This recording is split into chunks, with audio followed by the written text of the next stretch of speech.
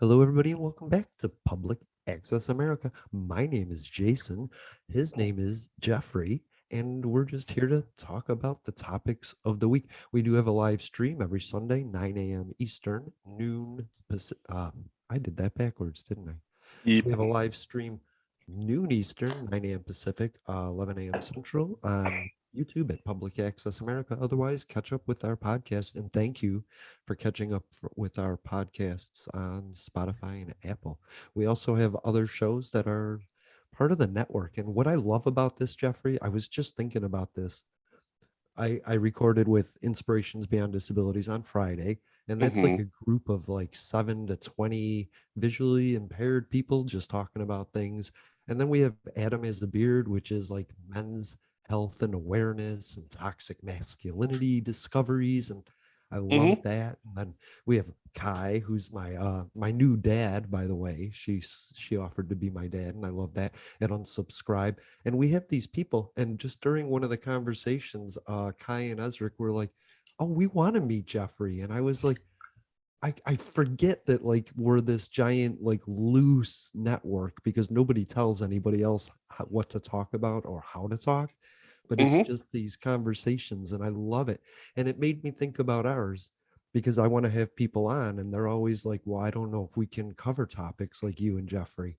And it made me wonder how we just always ultimately, no matter what the topic is, fall back on like human. Like, you're a libertarian, and I'm all over the place, independent, and hmm we just managed to land on human. And everyone else does that in these other podcasts, but when we bring up topics, of the day, it seems to be harder to spontaneously get to that human. So I really appreciate that about you, that you have that ability.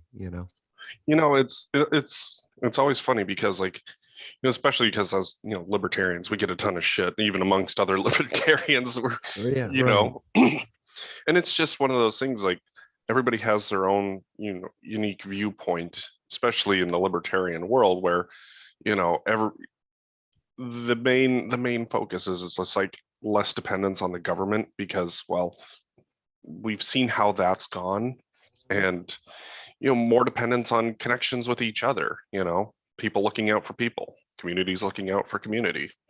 Yeah. I think political philosophy is a lot like religion, and where there's moments you have to go on faith and trust what somebody else is saying. And you don't have to do that if you think about it in a human way. Then you're not structured by um deficits or rhetoric. You know what I mean? You can always bring it back to what would one human do for another, what would 100 do for 100, hmm and on until you realize that things are just messed up that way. yeah, yeah, Yeah. and that's what makes it so absolutely frustrating is that Mm. we've allowed politics to just absolutely dominate certain things that just shouldn't, and we let these two parties you know get us to fight with each other. Meanwhile, they're Mhm. doing sneaky shit behind our backs, and Right. I don't and it's like they're writing the movie Lord of the Rings, and we're the unfortunate characters that have to go through all the scenarios that they're putting forth. And that's yeah, not how it is. We write the book and they're the characters, and we're trying to get that switched so people understand that. right, right. Yeah, so I do appreciate you for that, and I appreciate our listeners for understanding that. I'm seeing I'm seeing that I my podcast, no, I'm not tooting my own horn, but have always been ahead of the curve on a lot of things. And I went from fighting for female first-time politicians, history, to this because I knew talking in a human way was going to be the trend of the future, and Mhm. that politics has to learn. Politicians, Democrats, Republicans, they're all like, how do we get our message out there? And they're not understanding that, like, we're the grassroots conversation in the dirt that they're not paying attention to. And all they have to do is come on here. I think they're scared that our opinions, because we speak in a human way, I don't think trust that they can translate that, because so few politicians talk in a human way. They Mhm. just speak in the rhetoric, and when they're questioned on how that isn't really affecting me in any way, they don't have an answer for that. But we'll be a friendly audience, I promise, to anybody that wants to come on and discuss it. I think too, the biggest issue at hand, and you see this a lot right now, and especially playing out very, very nationally in mainstream media, is that you have people who want to buck their party, but the moment that they do, they're vilified. I Mhm. mean, let's be realistic. You know, there are legitimate people out there that are definitely like a Joe Manchin or a Kirsten Sinema, but right now they're the villain of the Democratic Party. And then you have people out there like, a Mitt Romney, for example, and they're the villain of the Republican Party. You've got these people who are more centrist, and they're like, okay, no, let's actually sit down and parse out the idea, you know, and there's still tons of politics in there. But even like, for example, Chris Christie won't even go as far as to, he says Trump is a problem, but when pushed on whether or not Trump will, he'll vote for Trump or whatever, Right. it's that typical politician non-committal response. Yeah, he had a horrible interview on Uh-huh. Deadline, and something he said that's really important to understand. They want to vilify Antifa. Hmm. Antifa is an ideology under which certain organizations and groups act, but Antifa itself is not an organization. So when you say it's Antifa, you're just saying that's anti-fascism. What Chris Christie said was anti-fascism is the reason for all of the problems in this country. And that's a horrible stance for any politician to take. Yeah, that's not a good one because let me pull up the definition of fascism here because this is one of those things where people throw this term out a lot. Same Uh-huh. with communism. They Right. throw this term out a lot, and whether or not it actually applies, to them doesn't matter. It's a political Hmm. talking point. But Yeah, the they very talk def about cratocracies and autocracies and nationalism. And I so, mean, yeah, they're let's just talk about talking. how our government is a kleptocracy. Exactly. So everybody throws these words around. I was going to do a whole show on just definitions of these things so we knew where we stood. We're a democracy. So let me see here. Sure. So what we've got, let's see here, Merriam-Webster, because let's use the dictionary um, definition here.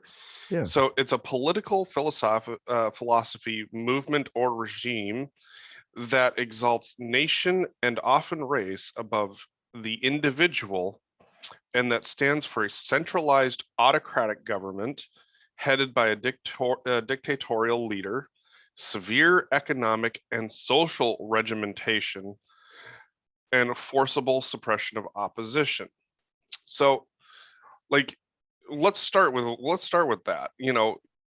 The fact that the Republicans should be anti-fascist because one of their bigger talking points is how power should be decentralized to the states. So when Chris Christie said that being anti-fascist was a problem, like that basically was him saying that he's in favor of having more Fed boy control, and I'm not about that shit. Right. And so that's one of those things where it's like strong centralized government, no. And then also too, like economic and social regimentation, that's Hmm.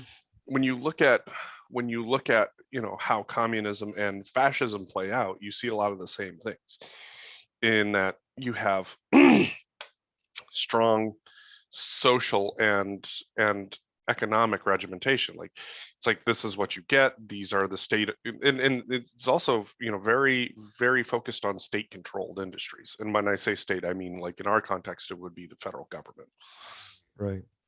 So those are bad ideas Mm. typically. When you read that definition, I heard one word: Hmm. race. Well, and that's another thing too, is that that is very common. That's a very common part of that. In which case, which is why white supremacy seems to love itself some fascism. Is that race is often a part of fascism, not always, but in the greater context, even if you were to just remove the race aspect from fascism, it's still all bad. The race thing just Sure. makes it worse. And the fact that white people will go to it before any other nationality. I mean, fascism is still there in countries like Belarus and, Yeah. I don't even know, like I can't name a country, but it's all over the place. Like Oh it's yeah, it's absolutely. authoritarians against democracies. And you know what it Hmm. made me think? Like everybody's like, how do we get China under control? And I was like, um stop investing in China, like Hmm. like move your companies out of China. We pay for China to be as big as they are, like, Hmm. right? Apple being there is a huge thing for them. If Apple wasn't there, if Apple was in Canada, then suddenly China would grow smaller. It's Or our dollar. Vietnam, or Cambodia, or Sure. Laos, or any of these other countries that are not China. Right, The well, right now. Singapore, Philippines. Exactly. But China wants to expand and take over these places. One China, Hmm. right? And that's what we're investing in. We are investing in one China by having our corporations over there. And you know who Hmm. else is laughing his ass off because he has sudden extra money is Vladimir Putin. Because Hmm. now gas prices are so high, they're all just rolling in profit. What the fuck world? Like we're You paying if the autocrats to get bigger, you Well, know? and that's where, like, if you really wanted to fuck the system up, like, we still have our issues with Venezuela, but Venezuela could be a huge oil exporter. But Mhm. if we could get things worked out between us and Iran to have an actual nuclear peace deal, I mean, I Yeah. given the newer technology for nuclear reactors, you don't need to use uranium. So it would be nice if what we could do is say, you know what, yeah, you can have nuclear reactors, but let's use thorium reactors. Yeah, right. Right. And then it's like, okay, they get the nuclear power that they claim that they want for peace, which great, Yeah. fine. I firmly believe that nuclear has to be a part of the climate change discussion. Hmm. And then on top of that, they get economic relief, and they're a huge oil producer.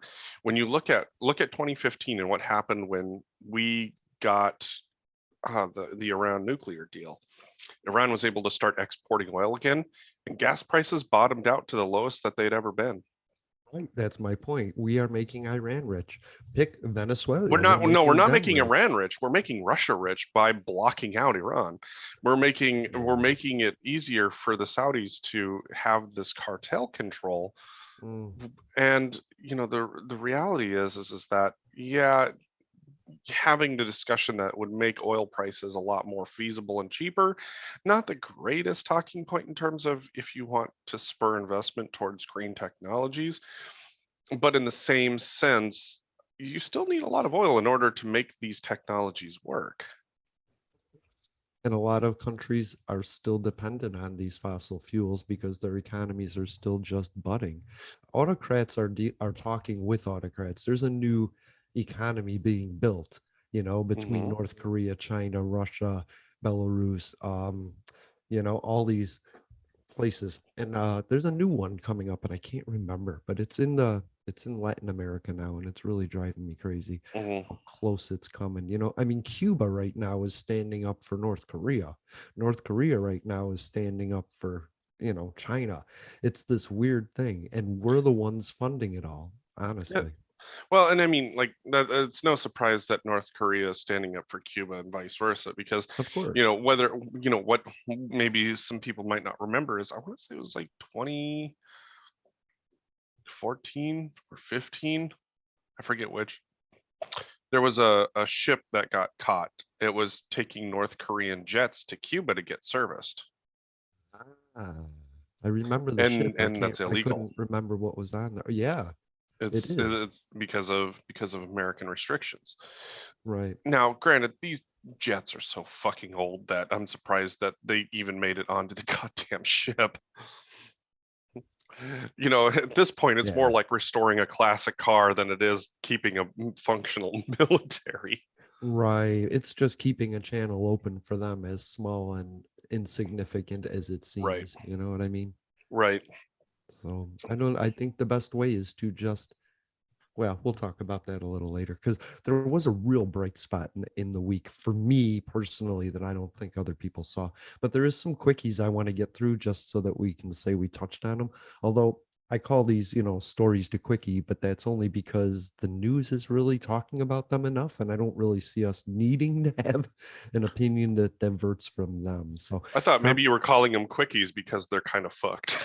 because well, no, actually, they're great stories, great things that we need to talk about. Well, things we need to talk about. Right. But yeah. So Kamala Harris was our first woman president for 83 minutes, and I Hmm. think that's kind of cool. And that's something we should Hmm. mention. That's a part of history that I love. Hmm. So yay! Do you have any opinions on that? I think that that's something that people are going to have to get used to is that as you have female vice president candidates, Hmm. when the president has to undergo specific procedures, especially when you have older Americans as president, you're going to be Right. handing over power to people, which is why I tell people be very selective about, who you choose as your running mate and make sure that you have the trust because look at what's going on in Idaho with the governor there and the lieutenant governor, where every time the governor leaves the state of Idaho, the lieutenant governor, she seems to think that she can do whatever the fuck she wants. So I say this, as a cautionary tale to Republicans, Democrats alike, and everybody else. It's like, you know, make sure that whoever's going to be running with you, that they don't have an agenda that's their own and that they're going to try and do some hinky shit. Yeah. The idea is it's kind of like having a body at the desk is what it should be. It's like you're just there just in case, but you're not doing anything above and beyond what you would normally do. I was like, why not have her sign like 40 executive decisions, or executive orders, canceling student debt, legalizing weed, just all of these crazy things that Democrat radicals are like, just do it, Joe, and Joe won't do it. Because then Joe could come back and be like, oh, snap, I didn't do that, you know? Yeah, but then you'd have this weird precedent of Yeah. lieutenant, of vice presidents doing that kind of stuff. And just remember that, you're one very far right vice Yeah. presidential candidate away from having something very crazy signed, or one very, very far left presidential candidate having something signed that just doesn't make any sense. And then, and let's be real honest, in terms of executive orders, I'm not the biggest fan of them Oh, I know because that. I know because that. you're giving one person so much power to dictate policies and Mhm. dictate laws within the country. It's just that's not good. We don't see them as they are. What they are is a wish or a promise. Did my microphone just pop? I didn't hear it. Okay. Where it's a wish or a promise. And so the government slowly is supposed to move towards that direction. You know what I mean? And that it's not a decree from a king. It's a, hey, can we start heading in this direction? Because we're a cruise ship. We don't see them that way. Well, we Everybody's like, shouldn't see them oh, that way. right. We shouldn't see them that way. But the fact of the matter is that that's how these executive orders get used, Mm, and that's the problem. Is they're mostly benign at this point, yeah. and that's the problem. Is that And the words at this point. and temporary. They're temporary. Like the next Mhm. president can obviously just switch them over. Exactly, and that's that shouldn't be the thing. I can Right. understand an executive order being with some of the things like, hey, we need to investigate this. I am Mhm. prioritizing this to be investigated, to be recommended to Congress. Right. That stuff like that's fine to me. It's like there's nothing binding. There's nothing that creates a sense of law. It's, hey, I'm telling you we need to research this. Let's fucking go. Exactly. Let's head That that direction. is, Let's take a look that way. yep, and that to me is absolutely fine. you know and from there, whatever gets sent to Congress, and gets passed from there. I may not necessarily agree with it, but at least you've gone through legal channels to legislate something. Right. It's anyone in Congress can propose legislation or policy. This is the president's version of that. Hmm. Okay. Here's something that Joe Biden could be reelected on. Louis DeJoy, our Postmaster General, could be removed as early as next January because Biden finally changed the two people that were resisting his removal with two Democrats. And I don't know Hmm. if anybody understands what's going on with the post office, but I do know you understand what's going on with Amazon and your late deliveries.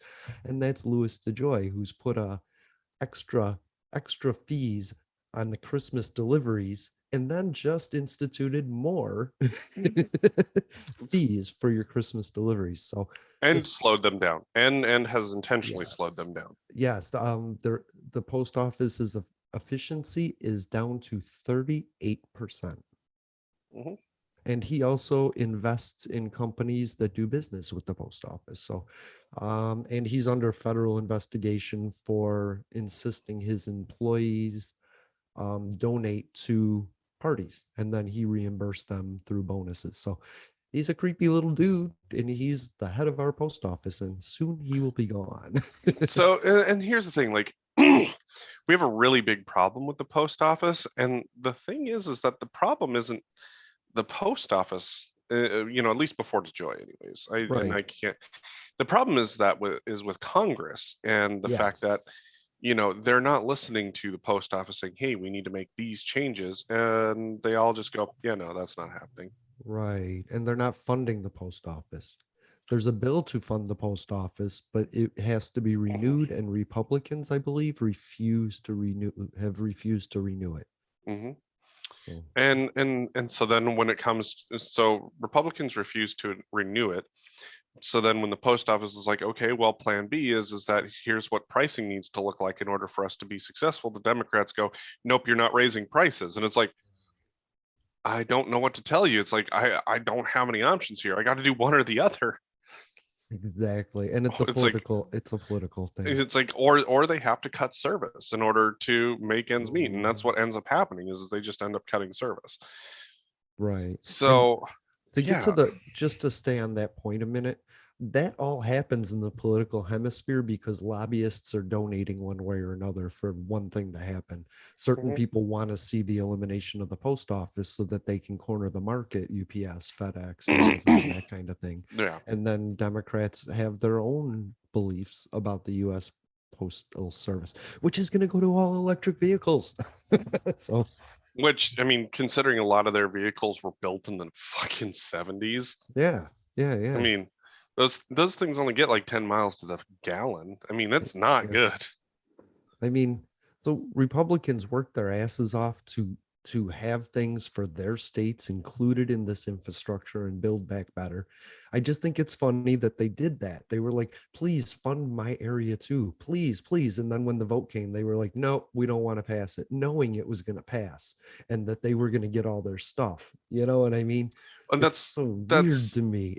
oh, How is it's that politically feasible to say no to the money, but still get it, you know? and that's and then that's it's so frustrating because damn good and well that they're like, all right, I want this in, I want this in, I want Yes. this in, and then anymore their no's are symbolic of like, oh, we're standing up to the Democrats. Meanwhile, they're gonna be like sucking dick in front of the entire Yeah. fucking group, like, this is all the money we're getting, yay. Yeah. And it's But like, behind the scenes, like they're like, "Oh, thank you, Big Daddy Biden, thank you for getting my bridge in there." But well, in it's like front. it was like the last round of stimulus. I want to say it was McConnell was touting all of the help that Kentuckians were going to get, Yeah. and everybody started blowing him up. It's like, you voted no on this, you piece of shit. Like, how the you're sitting there like, oh yeah, and this is what we're going to get, and this is all the benefits, and like, okay, so you're sitting there, you're still talking about all of the benefits. Hmm. You're not playing the this is how it's harmful to the country card anymore. You are literally just, your no is Yeah. just like a symbolic dick sucking of your party, and it's really kind of gross. Right. It's like, look, if you don't like it, then you need to be vocal about how you don't like it, even after it passes. Be like, yeah, we are getting this amount of money. I still think it's a terrible idea because of X, Y, and Z. But Right. they conveniently leave out all of the bad things when they're standing there in front of their constituents, going, "Oh, look at what I did for you," Right. even though you voted no on it. You dick suck. But work to get your stuff in there. That's what drives me crazy, because that's what they're saying. Like, I worked really hard on this bill. It just, in the end, I couldn't support it. Anymore, I'm just calling it token resistance. Yeah. Yeah. And the truth is, and it, Republicans are really good at pointing out the fire, but Democrats are the ones actually attempting to put the fires out. And at some point, that's going to become deadly obvious to people. You know what I mean?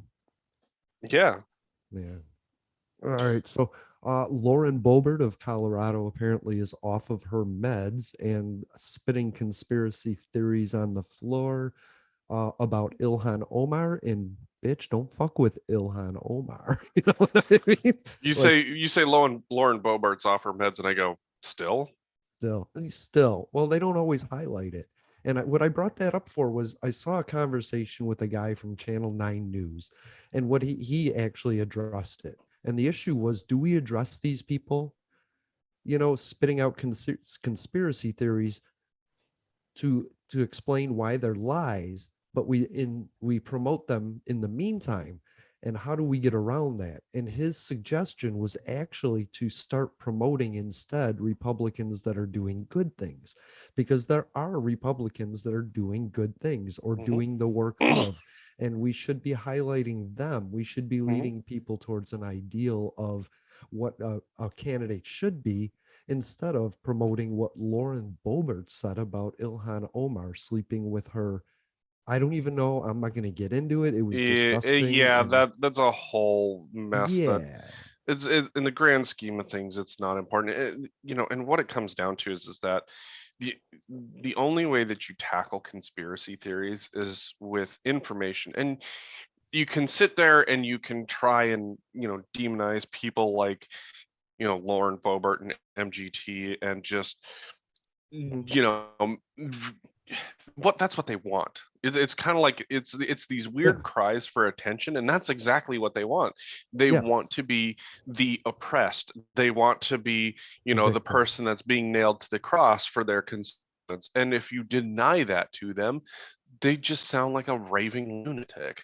It's like, Yeah. okay, no, that's not how this works. Let's talk about how this actually works. I've had so many people like, well, I've had to explain to a couple of people here in the last couple of weeks about what luciferase is and how it's not in the vaccine. Because What they're is like, it? oh, luciferase. It's essentially a bioluminescent agent, is what it is. Oh, okay. But people are thinking that it's in the vaccine, and that's why it's turning all the people that take the vaccine satanic. And I'm like, I see. no, that's not how that works. It's a Yeah. it's it's a bioluminescent agent, and no, it's not in the vaccine. In fact, it's very clearly not in the vaccine. Oh, well, they won't tell you that. And I'm like, well, under federal statutes, you are required to list everything that's in the vaccine. The reason why is that people are allergic to things, and you have to be able to trace what people are allergic to. It is part of making sure that whatever vaccine or any other medication out there is safe and effective. And if there are compounds that cause problems, health organizations want to be able to track that and say, look, we've got to get rid of this particular compound. It's causing too many issues. Can we find something that works better? And that's where the scientific community comes in. So the reality is that as much as I like, these people, the reality has to be that whatever crazy bullshit comes out of their mouth, you just have to flood the market with real information and drown this out, and have not just people like me and you and, some of our friends, but everyday people be like, no, that's not how this works. It's kind of like saying Rocky was a good movie because Nicolas Cage wasn't in it. Hmm. It's so weird. Okay. Hmm. Yeah, they're bad because there's something in it that you're not learning about. Hmm. All right. This is all over the news, and the news is pretty accurate, so I'm just gonna get to it. So, is Kyle Rittenhouse is the new OJ? He got off of everything. Oh. Let's hear your opinion. Everybody already knows mine because it's what every liberal is already saying. Oh man, this is a nightmare. Yeah. Okay. It I mean, it's over, so I don't. Yeah. Okay. It's whatever. The reality is that if you can narrow the scope of a trial down to the point where you leave a jury no choice. And I really do think that that's exactly what happened. Like if from a magnifying lens standpoint, if all you could focus on was the fact that these three guys tried to grab a gun from him and he shot them, it's a self-defense case, 100%. If you take the totality of the circumstances, the fact that he was shipped across state lines, not the rifle, we got to make this clear. The rifle was always in Wisconsin, as It it is came to find out. primary. Right. Yep, the rifle was all, so that never came across state lines. He, according to state law, should not have been in possession of that rifle. So there's that issue at hand. It's the core to me, that's the apple. You know, when they call it a poison apple, to me, that's the apple. That's the truthful apple that should go through the whole case. You have the fact that his mother or a family member drove him to drop him off to do this. Like this thing is a piece of shit up one side and down the other. There everybody wants to talk about how the defense won this case and how the prosecutors fucked it up. I don't think the defense particularly won this case I in that I would say that they were given a lot of help from the judge, A which lot of help already from the judge. which, I mean, having worked criminal defense, I would have loved to have gotten that kind of help on any one of our trials that we got. I would have been fantastic. I hope to see other judges do that in the future, especially when it comes to cases of domestic violence. I'm sure that there's some women out there who've killed their abusers that would like their fair day in court. And isn't it Uh, nice that it was on camera? I mean, the judge uh-huh. says he doesn't think he's going to do on camera trials again, and I don't blame him. He came off really bad in that. Well, and to me, that that is a problem. I think that when it comes to the court system, every day, every person deserves their fair day in court, and everybody deserves to know whether or not that day in court was actually fair. And in this case, I don't think it was. But here's the other side of this coin is that the prosecutors pulled the same bullshit that they've done time and time again through prosecutorial misconduct. And people got pissed Yep. about that. It's like, great. Now, the next time you have anybody else that is defending themselves against, having to shoot somebody or, their abusers or anybody else, I really hope you look for the prosecutorial misconduct like you did in this case. But the reality is I know that they're not going to do that. And Right. and this shit that they pulled is so fucking typical that Criticizing him for his right to remain silent, right? and this it's and turning over shit late and turning over shit in poor quality. I But mean, come on, they gave them what they had. Like you were no, talking they about. they didn't. That's the thing. Well, they And they enhanced it after, didn't they? They gave him the small file and then enhanced it, but the defense just didn't enhance their version. no, that's not how it works, dude. Oh, You have the enhanced version first, and then you dip down the quality. You can't build up quality. oh, You can't do that. right. But you can degrade the quality and turn that over. And I've seen that shit time and time again. I've had cases where we have shit quality, Okay. and that's what they use in order to try and prove their case. And when you sit down and go, no, this is absolute trash, most of the time as on the defense, we're getting absolutely fucked on those rulings. So they pulled the same shit that they've always done, and this time people were pissed about it. And I'm I telling see. you, this isn't the only time shit like this happens with prosecutors. It happens every single fucking time. You just need to understand that you need to be fair about this. And the next time somebody has to shoot somebody in self-defense and they're not a white 17-year-old kid, Right. you need to start looking at the prosecutorial misconduct as seriously as you did in this case. Yeah, because when they say the criminal justice system is broken, and now I think we can all finally see some of the structural deficiencies that are there. Like you being in the situation, but advocates, they just have nothing to grab onto to say, yes, this is how it is, because people always have the test subject as an African American or minority or Latino or impoverished to point back to. But right now, I'm sorry, the victims were two white guys, one Jewish guy, and now, you can see where the prosecutorial mistakes affected them in this case. And But it's not now, even, it's misconduct. okay, Mistakes and misconduct are very different. We've had prosecutors go, shit, we should have turned this over sooner. Sorry, we'll give you more time to work with this. But we've also right, had prosecutors dump shit on us literally the day before trial, and it's like right, we're supposed to like magically go through all of this stuff because they're claiming it as evidence. And that's, and that's misconduct, and we fight that, and a judge will allow it. But in this case, prosecutors have done shit that it's like they didn't turn over shit, and yeah, when it finally got brought up, they got caught red-handed. right. I think we all saw them as the heroes, so we didn't. There was a vast majority of people just weren't looking for that stuff. You know what I mean? There were no heroes in the justice system. Let's put it in this case. There were no heroes in this case, whether it was the defense, whether it was I the think the judge, I whether think it the two was the victim prosecution. I think the two victims were kind of heroes. Not really. They didn't help themselves at all either. And that's the They problem. they strive. Kyle, before this incident, Kyle was intimidating people with his gun, and they were trying to restrain that issue. That he was the issue at the time, and they were the people on the streets trying to subdue the issue, and that's how they got shot. Right? And then one of them was also a prohibited possessor of a firearm.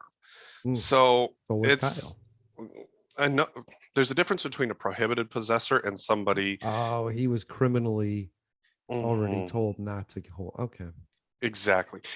There's a difference between breaking the law and then, having already been adjudicated that you cannot possess. And I mean, he was the one pointing his gun at Kyle. Then. exactly. Okay. And he was a prohibited possessor. So and this is where it's like there's no right here. What There's is this, no, Tombstone? What is this, the Old seriously. West?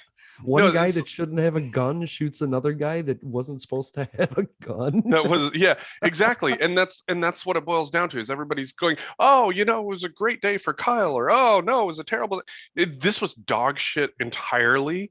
And Yeah. everybody is trying to find their win in this, despite the fact that there were no winners in this. It was No. all trash. And it Yeah. was so badly done that if those prosecutors don't appeal this, Right. and or bring in a special prosecutor in order to fix their bullshit, Hmm. like, I mean, ugh, the judge, I've never seen such favoritism from a judge. I've never No. seen the defense get the kind of rulings that they have. And I've never Agreed. seen a judge admonish the prosecution for their conduct the way that this Right. one has. I mean, it was Having fucking wild. Like, having it's, the entire room clap for the only veteran who's the defense witness was kind of yeah. weird, right? That was I've surreal. never seen that. No judge has ever asked that no judge in any trial that I've been a part of has ever Right. asked anybody to clap for any witness. And that in and of itself is fucking wild and so fucking biased. Like, that alone should have been grounds for this to be a Right. mistrial and have it sent off to a different judge. The And then fact what? of the then But that's why I keep saying, it's like everybody's sitting here going, oh well, this was a win for Kyle and for 2A. I'm gonna go, no, it's not, because oh if God, they don't no. appeal this piece of shit, like, all it does, like, it's kind of like, the best way I know how to put it is, is John Madden's two bad teams playing bad football. That's all this was. It was Right. two bad teams playing bad football, and one side had to quote unquote win. And Mm. it wasn't really a win. It was just trash.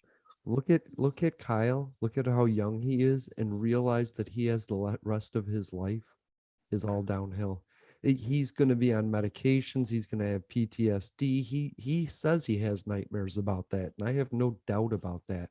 He has the rest of his life to live that, and he's going to live the rest of his life being surrounded by people that praise him for that.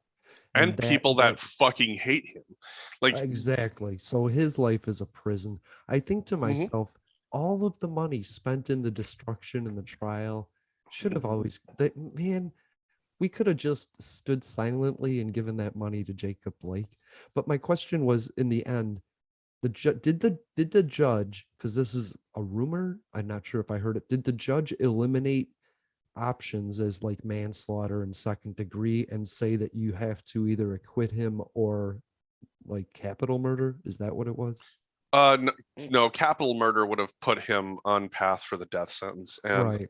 Yeah, yeah, that yeah. was never a part of it. Um, it was always first degree murder, I want to say second degree. Okay. Um, or no, I want to say it was the second or third degree essentially. Okay. I know the And the prosecution wanted to widen that, and I don't which know. is what okay, so that's another thing that I actually know about. And yes, that typically does happen. We've had that happen where we get to the end of a trial and then the prosecution throws on like three more charges and they're all lessers. Right. And that's because that's where they think they're going to get their conviction. I want you to think about a system where, you go in, it's like, this is the charge, you're pretty sure you're going to beat it. And then right when you get to the end, they're like, now we're going to throw in some lessers so that way we can convict you. That's Right. bullshit. That's absolutely bullshit, because how do you think a lot of these black men end up in jail? It's not that they're getting Uh-huh. convicted on Oh the my God, first no. charge that got thrown on them. It's that they're getting charges tacked onto them at the end, and then they're like, yeah, we'll acquit on these ones because we're not really convinced. But yeah, we'll definitely convict on that one. Okay, 5 years in prison. Boom. Yeah. And it's No, bullshit. It's the, such bullshit because we have to, as the defense, we have to go in and we fight this case prepared to go, okay, we're going to defeat this right. first degree or second degree murder charge, and that's it. And then they pull this bullshit at the end, and we didn't put on a case, Right. to Because keep them from like involuntary manslaughter. sometimes you're copping to a lesser charge to beat the bigger charge. Right. And I mean, sometimes it depends on what the evidence is. Well, yeah, right. But I'm saying you might say it was manslaughter in the heat of the moment. I was protecting myself. I shot him. I call it self-defense. You call it manslaughter. But we're doing murder one here, and that's not what this was. You know what I mean? Well, and what you have to So remember about plea deals, for example, is that when that's you how most black men go to jail. a lot of them, yes. And Yes. what you have to remember about plea deals is that when you plea out to a charge, you also give up your appellate rights. So Right. Right. fighting those charges is very important, because if Hmm. we know it's bullshit, we don't want our client pleading out, because when they plead out, we lose a major avenue to go back and talk about prosecutorial misconduct or Right. the bullshit that gets pulled in any given trial. I think plea deals are a form of prosecutorial misconduct. The I way that they can push people in certain communities is it happens. And I Oh, think I mean, I there is a lot of misconduct when it comes to plea deals. without proper oversight and representation on both sides, I don't think a plea deal should happen. You know what There I mean? there is a lot of unfortunately there is a lot of misconduct around plea deals that Yeah. happens. In But there's certain also areas. In certain in areas. in certain areas, but then too there's also you also have an overworked justice system on the defense side where you Oh don't have yeah. enough resources. Right. And a lot of the times, like spending the time to look at the case and get to know it, you know, I'm not going to say that all, public defenders are lazy. They're overworked and they have Hmm. way too many cases on their books. And unfortunately, sometimes like you get a couple of good looks at a case. I mean, it really does, it just doesn't look good. And your best bet's just going to be Yeah. plea out. I mean, and Yeah. that's the thing is, it's like, even working for a firm where it's like, we're dedicated to specific cases and Hmm. we didn't have to worry about having too much on our plates. Sometimes you end up looking at a case and you're like, well, dude, this is, yeah, Yeah. I think a lot of it is a prosecutor saying, "Well, I know he's guilty. Let's shortcut it to get it there." You know what I mean? And then they miss something in the process, and it just you missed it. Well, you didn't explain it right. So, mhm. mm, So I want to make it very clear that there were no winners. I don't think justice was actually done in the Kyle Rittenhouse case because the judge was significantly biased. I think I, there's one I winner. There's one winner, and that is data analysts and people that scrutinize these things. Now they have a buttload of case study to go on. You know what I mean? Absolutely, like, and that's what I want people to do is I want Hmm. people to be able to see this case in the daylight and say, Right. show all of the ways that this was wrong and how the judge broke every single rule of being an Yeah. unbiased person on the bench. Why do we need Like, criminal justice reform? Kyle Rittenhouse. Oh, you're right. You know, I want to shorthand that shit. So that's why, yeah, you know. it's not that you should always be looking for somebody to be convicted, but Uh-uh. the reality is that if somebody's going to be acquitted on charges, I want the judge to be completely unbiased in this, Yes. and that was not there. No, that was not there. And And I and I worry and about what might happen to someone like such as that judge in a state like Wisconsin. You know what I it's mean? well, I mean, in a state like Wisconsin, that judge is going to be, a king for He's what going to be he did. voted out, one or the other. So it's to me, it failed miserably. That Yeah. case did a lot of harm to the justice system, but in a And lot of precedent. ways, And precedent, in man. precedent, but in a lot of ways, the daylight that this case got, Hmm. I really hope, like, puts a lot of people on notice. Like, this wasn't okay. And through appeals, I want people to see that. And I want everybody to see that. I want Wisconsin State Supreme Court to see that. I A want I review want the boards, I want judge the review US boards, right? I want the US Supreme Court to see that because Yes. this was so bad. This was so lopsided that, Yeah. I mean, like I said, any number of the cases that I worked on, I would I would have loved for our client to get that level of treatment. It just isn't the case. The Right. fact of the matter is that judge came in with a bias Yeah. and let that bias dictate the course of this trial. And But that's not yeah. okay. That's And not just okay. remember that that's Kyle Rittenhouse's path now. Like he has no happy future for him. So I mean, don't think that he got away with something. He's going to be dogged with this for the rest of his life, Oh, you know. absolutely. Mm. Absolutely.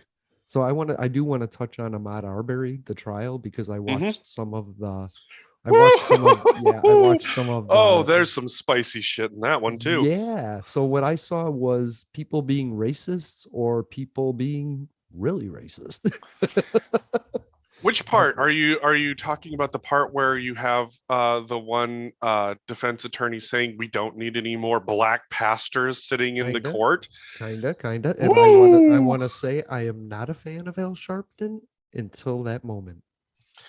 Well, and for me, the rebuke that the judge gave him was just absolutely Yeah, phenomenal. So we're gonna go right. from one shitty judge to one, Yeah. in at least in this particular scenario, Uh-huh. one very good judge. It's like, look, it's like you could have said nothing and this would have been fine, but you opened your Yeah, fucking mouth and said something entirely stupid and condemned it.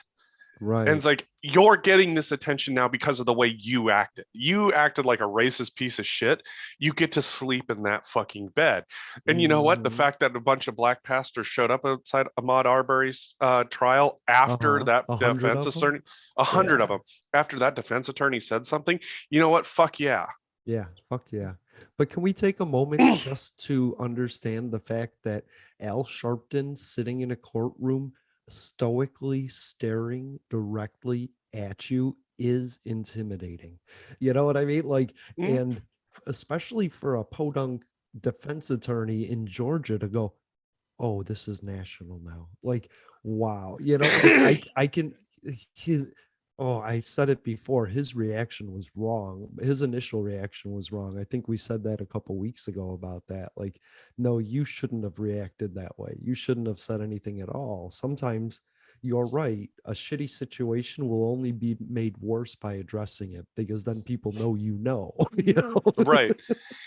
And that's exact, you know, oh God, I can't even get the words out. Yeah, This no. defense attorney did something so damaging to his client's case. Yeah. I mean, if it were anywhere else, you know, I would say, but given where you're at, I mean, I don't know. Right. To But the see fact of his the own matter is, defense team put their hands in their heads when he was saying that tells you yeah, everything you need to know. Like, do yeah, you think yeah. it was right on any level? Nobody did. And you know what? That's great. That's to me, it's fantastic that they fucked that one up so bad. You know, Yeah. they said the quiet part out loud. And it's Yeah. like, you know, we all, you know, why do you have to make it about race? Their defense attorney, we don't need any more black pastors in the court. Right. And Um, the sad thing well, is uh, people are like, why are you making it racist? And that defense attorney in the South is literally going, that's not racist here. What are you talking about? Like, that's normal white person in Georgia. which the rest of us call fucking racist. Exactly. When they say Florida man, that's Georgia man right there. Like, That, they like, walk around like that. They thinking that entitled. Like, I don't want that black preacher in here. Normally we lynch him, but we're on TV. Could you get rid of him? and that was just absolutely incredible. Like the Yeah. moment, like I was like, wait, what the fuck did he say? And I mean, like when I pushed the play button Hmm. because it's like, okay, I've got to see this clip. And I mean, I'm a person who's very steeled to things that are absolutely terrible and horrible, and you Right. don't get much of a reaction out of me most of the time. I fucking gasped when I saw that. I was like, Yeah. oh shit. I was like, oh fuck, Yeah. oh fuck. It's one of those things that I listened to and then I had to go and find and watch beyond that and then Right, before that and then before that because I don't like clips. I like context. And I right, was like something had to lead to that. That had to make sense. He had to build up to that. That wasn't just a cold call comment, you know. And it right. was. And it was. It was so weird. And you're just kind of sitting there and you're just like, holy fuck, holy fuck. He Right. really just like blurted this out. Yeah. The only thing I can think of is that his clients were like, you need to go racist. You need to make us look less normal, less racist than you. And he was like, I'm getting paid. Here I go. Kentucky Fried Chicken racist, you know? No, and that's the thing is like no defense attorney in their right mind wants to do that. Right. Like, you know, the thing is like you know, kind of in comparison like to a Rittenhouse trial, you can make yourself be a very pro 2A defense attorney because Uh-huh. it is a part of our Bill of Rights. But you can't make yourself a very pro racist attorney. That's nowhere in our Bill of Rights. Like what this guy did was the equivalent of shooting himself in both legs and then, Yeah. you know, amputating them along with his head. He used a full metal jacket that went through him and into his client, I'm afraid. He gave himself a shotgun enema, is what he did. Yeah, he suck started a shotgun. He did. I mean, it was just Yeah. absolutely fucking incredible. Yeah. I mean, I've seen some racist shit play out on the fucking jury stand. Don't or not on the jury stand, on the witness stand. Mhm. Um, but this was like something that I mean, Yeah. was just blown away by. Like And did you get to watch any witness testimony? a little bit. Okay, because from what I gathered, Ahmad Arbery ran. The guy asked him to stop. Ahmad Arbery turned around. The guy followed him, asked him to stop. Ahmad Arbery turned around. The guy followed him, asked him to stop. Then another truck got involved, and Ahmad Arbery kept running away from them until they finally cornered him. And then they claimed self-defense for shooting a caged animal. You know what I mean? Like, I don't think that's self-defense. And I think people need to, if they didn't, they need to watch some of that testimony in longer Uh, form because it's literally lynching in the year 2021, It and is. It it's is. going unnoticed that way. I want people to understand Ahmaud Arbery did not have a gun. He didn't do anything that anybody else in the neighborhood wasn't doing. Although I don't go into random construction sites at night. I don't do it during the day. It's not my property. You know what I mean? I learned that lesson. Don't get accused. Don't go, But hey, he didn't do anything illegal. He didn't do anything that other neighbors weren't doing. He never stole anything. Nothing was ever missing. He was just a jogger in the neighborhood. And Hmm. that's the neighborhood he jogged in. And he tried avoiding the situation as much as he could. For 45 minutes, he ran around trying to find ways out of that neighborhood. And these trucks followed him, not because they had proof of anything, but because they wanted to ask him a question with a gun in their hand.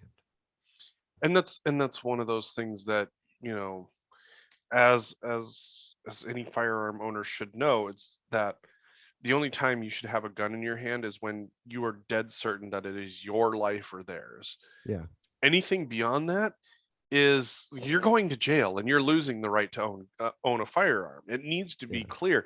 Like, a lot of people want to be this hero, and that's not how it is. Like, you're not going to be the guy that magically has the gun to stop this huge mass shooting in place. yeah. That's just not how it works. And he either Ahmaud Arbery is not a threat and you're approaching him and you don't need your gun, or he is a threat and you're backing off and calling the police. Absolutely. There is no middle ground where you grab a gun to see if someone's a threat. If in a different scenario this dude had a knife, if some dude, it's like, hey, we wanted to ask you a question about some stuff, and this dude suddenly has a knife and comes running at you, that's a different scenario entirely. That's that's right. that's you or them. That is very different. That's not anything close to what this case was, not even fucking close at Yeah. all. And Okay. basically what it boils down to is that at its purest it was just murder. Murder. It should be capital murder. Yeah.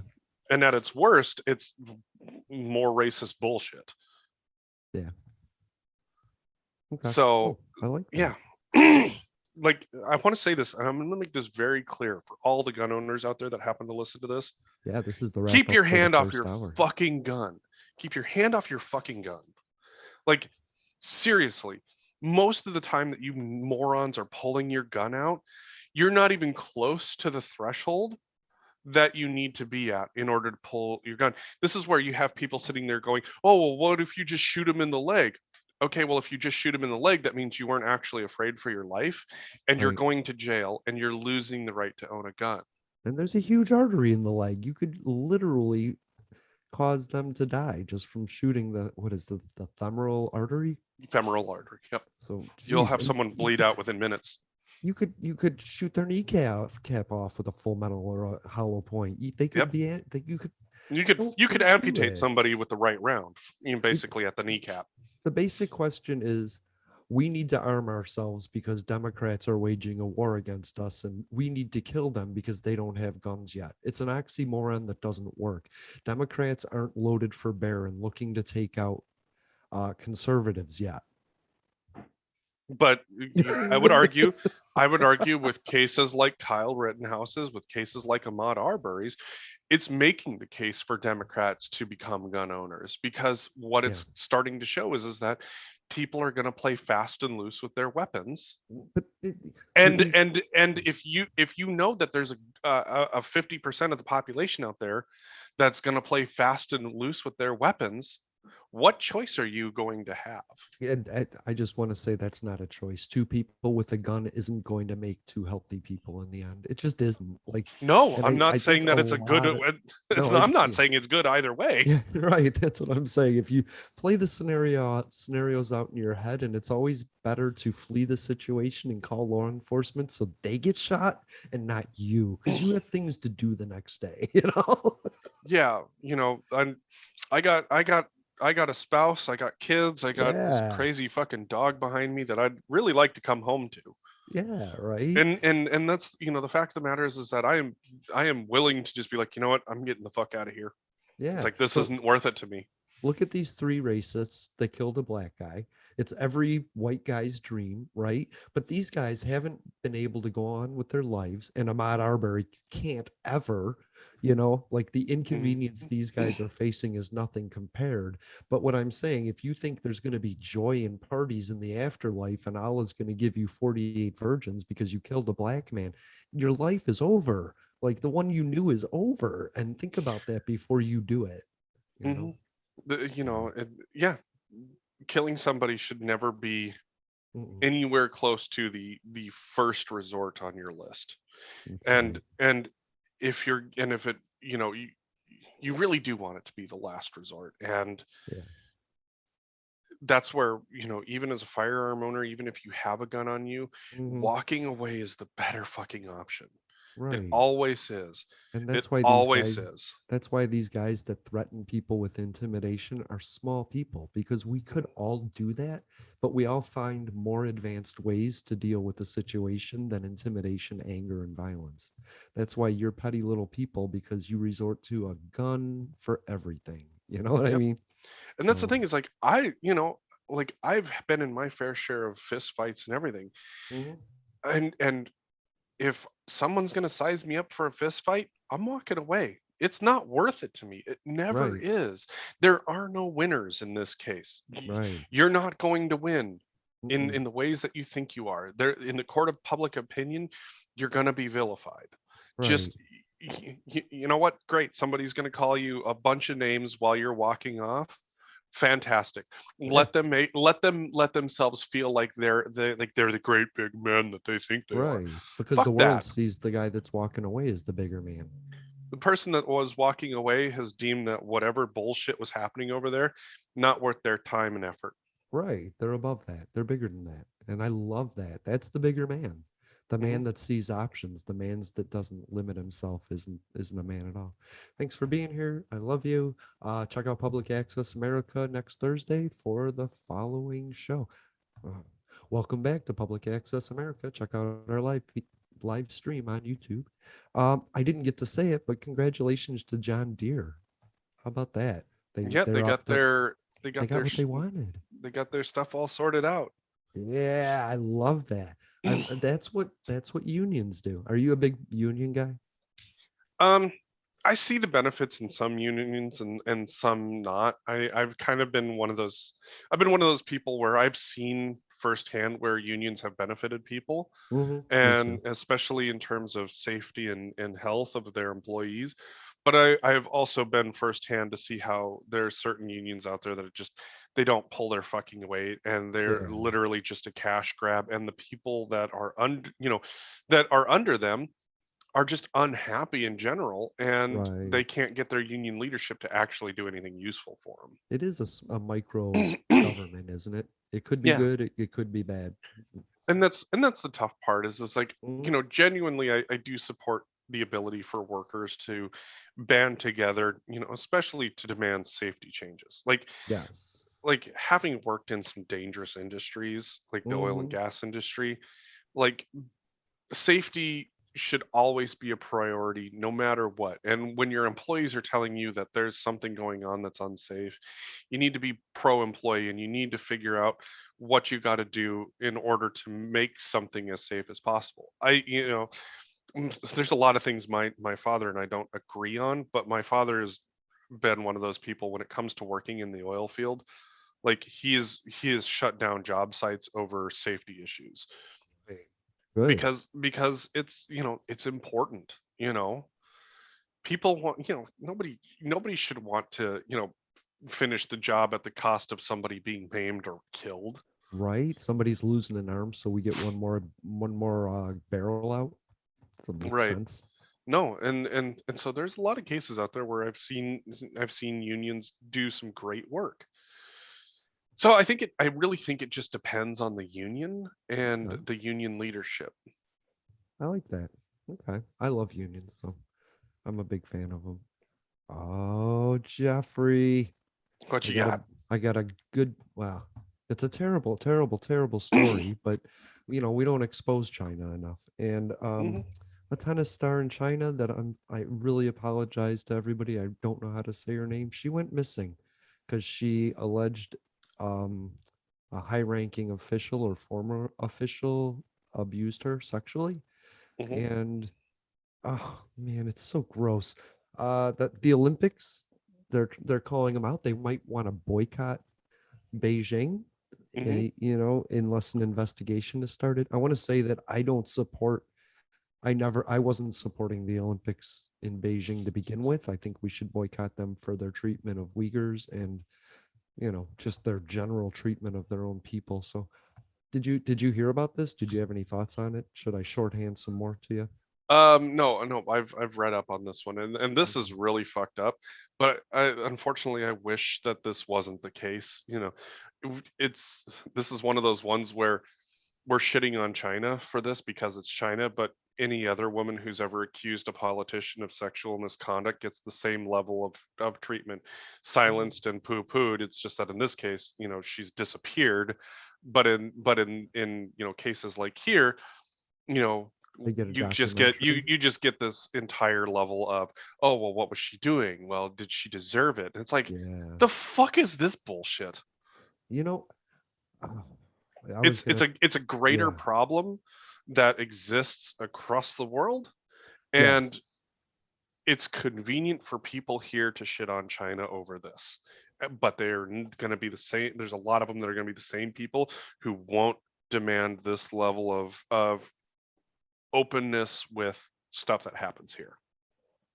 I mean, like Monica Lewinsky was shunned, and she was shunned, shit on. I mean, Hmm. bastardized. She was everything.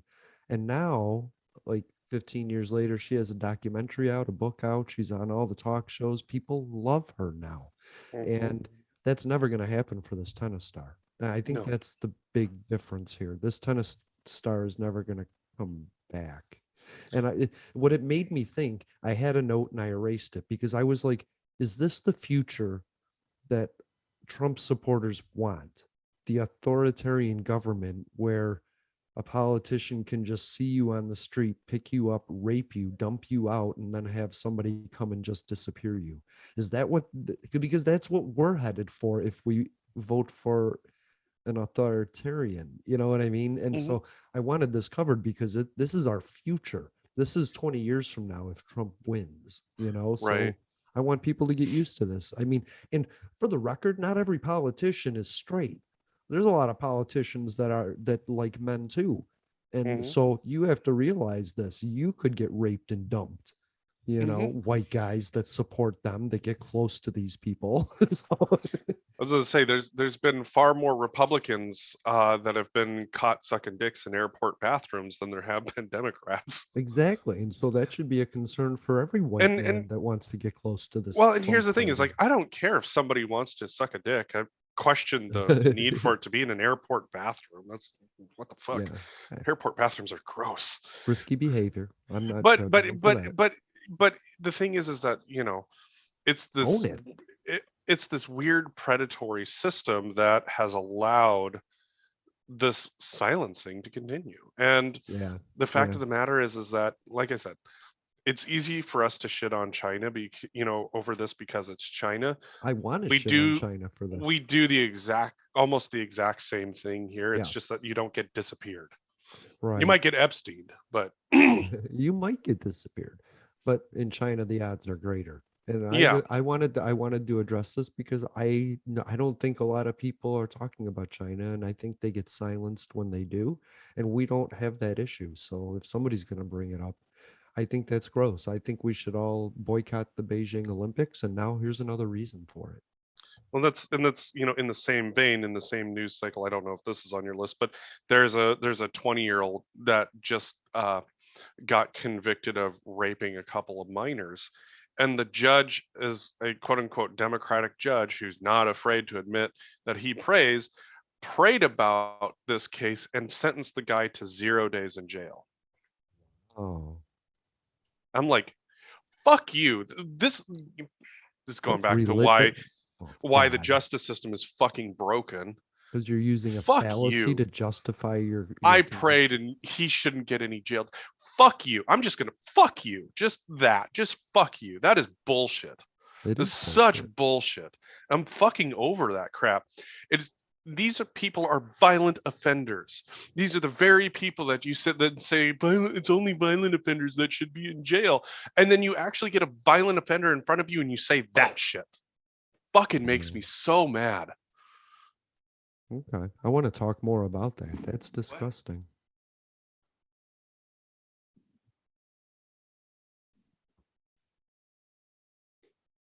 We're hearing from Devi behind the scenes right now on Public Access Yeah, America. we've touched on that a little bit. Um, yeah, Debbie is bringing up a great point. It's about the uneven application, and Okay. it's stuff that we talked about, like with Rittenhouse and Ahmaud Arbery's cases. It's there, Mm, the application is so uneven. okay. I think it's like the statue of David. If you look at it from behind, it's a great ass, but if you look at it from the front, it's just a little dick.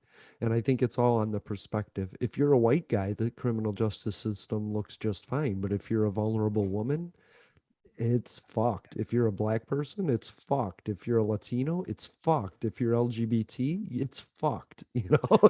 Exactly, and that's exactly what Debbie was just saying. Is that Right. it's you know if you're a white guy, you get your life Hmm. is ahead of you and this, that, and the other, but everybody else, it's you know you get Yeah, the book thrown at you, and that's this uneven application is such bullshit. agreed. We'll have to get Devi on to literally talk more about that. Because that's smart. That's a smart conversation to have. Hmm. Although we all Absolutely. know it. We all know it happens. Somebody asked me, like, why would Kyle Rittenhouse get off? And I said, because it's a two-tiered system where if you can afford it, you can avoid it. Hmm. That's exactly what it Well, I is. mean, it's. I wish I could say it's just two tiered. It's number one, if you can afford it, you can avoid it, and then so that's number one, and then number two, it's if your certain skin color is on top of that, you can avoid it. Oh, sure. I Because mean, we've had you've had rich black men, and yeah, rich Latino men get convicted of shit that their white counterparts have never been convicted of. maybe. I think it's a sliding scale of color and money.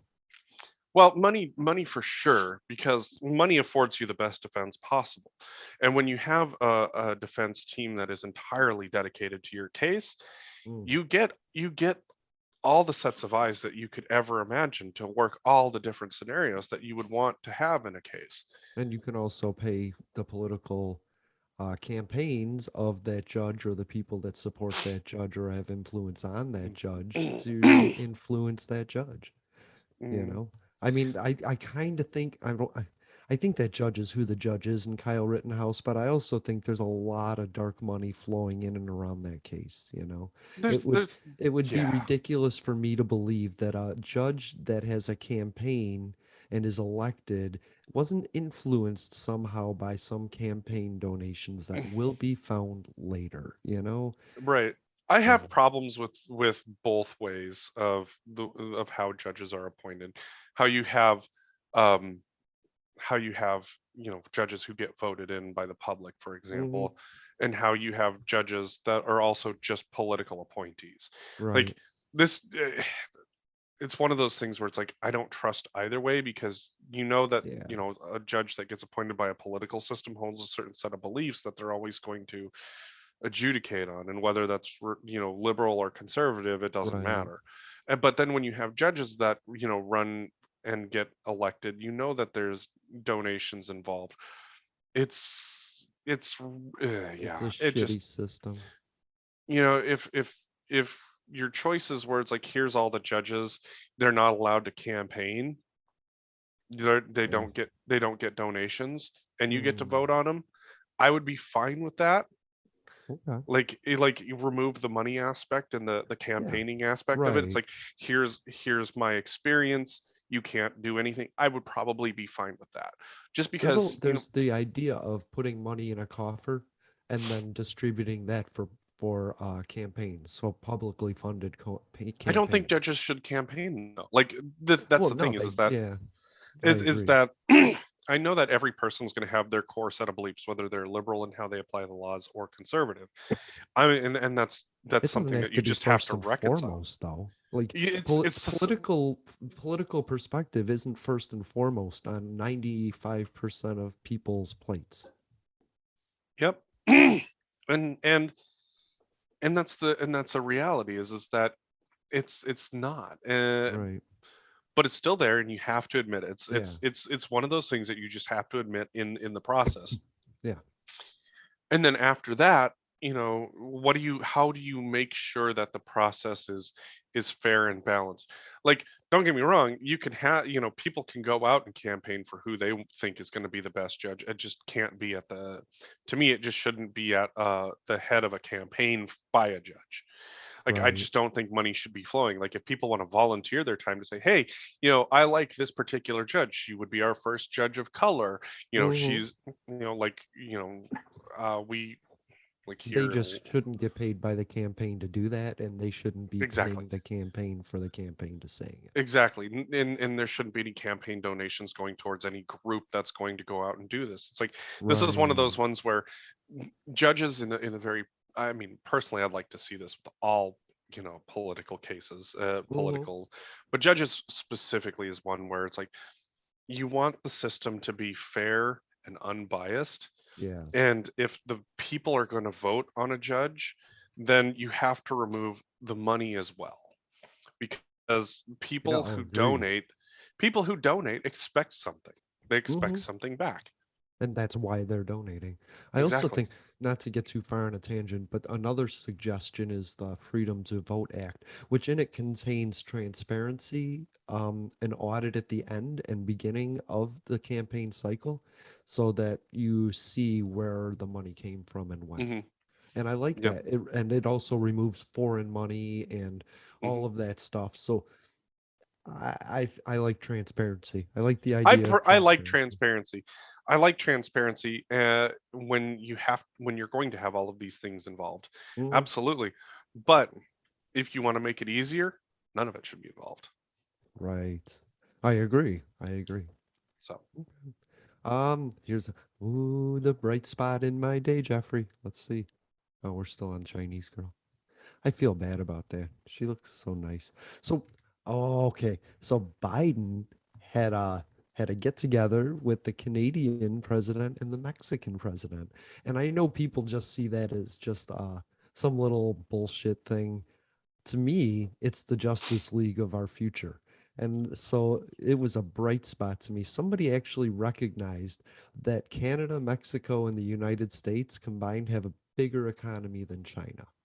And hmm. so that's cool. I like that. So let's grow Hmm. that. Let's make that bigger, people. You know what I mean? Absolutely. Let's And let's so, make it bigger. Let's get the yeah, rest of Central America involved. yeah, Let's invest more in Mexico and get them to be a powerhouse along with us. yes. Like we've talked about before, people have a lot of migrant issues and, immigration issues. Mm-hmm. And as we've said, you're not going to fix those issues unless you help build the infrastructure and workforce in these places and build the Yeah. safety and security in these places to where they're like, yeah, I think I'm safe staying here now. Yes, but you know who I want to give me advice on my immigration policy? Hmm. The guys on my borders. You know what I mean? Like having the Mexican president pushing for immigration reform and being a voice about input into it, that could reduce our need for a border altogether. And that's my dream, right? Like if we're working with these people, then there's no need to like sneak back and forth. Because guess what? There's a sidewalk there. We just built it because we're working together. Hmm. It's the three amigos going at it. You know what I mean? Like, It's if you can focus on, the custom side of it, what are people bringing across the border? mm-hmm. You can deal a lot better with, are there drugs coming in? Are there illegal things Yes. coming in, going out?